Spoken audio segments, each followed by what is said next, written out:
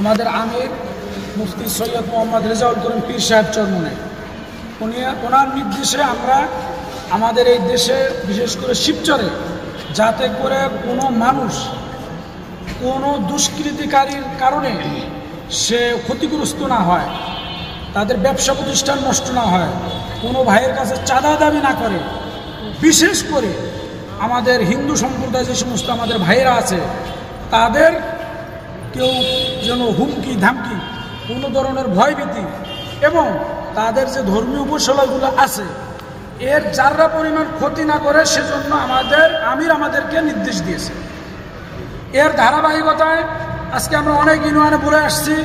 যদি কোনো ধরনের এরকম দুষ্কৃতিকারী আপনাদের সামনে আসে তাদেরকে বেঁধে আমাদেরকে খবর দেবেন, আমরা তার দৃষ্টান্তমূলক শাস্তি দেব। শুধু তাই নয়, এখানে যদি কেউ আপনাদের ধর্মীয় উপাসনায় কোনো ধরনের কোনো ক্ষতি করার চেষ্টা করে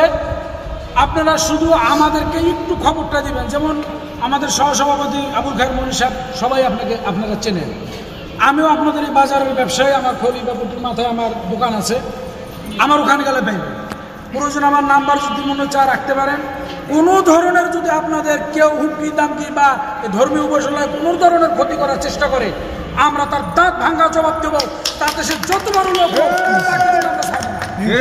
কারণ আমরা ছোটবেলা থেকে আমরা দেখে আসছি, আমার বাড়ি অরিজিনাল বাড়ি হলো মুদপুর ইউনিয়নে, আমাদের পাশেই আমাদের অনেক বিশেষ করে হয়েছে যারা আছেন এখানে কাশিঘাটা কিন্তু হিন্দু ভাইরা অনেক ফ্যামিলি সেখানে আছে, এদের সাথে আমরা বড় হয়েছি, এদের সাথে আমরা চলাফেরা করছি, ওনার বাড়ির আমরা এখান দিই। কিন্তু আমরা চাই না যে আমাদের এই হয়তো যার যার ধর্ম সে নির্বিঘ্নে পালন করবে, সে কারণে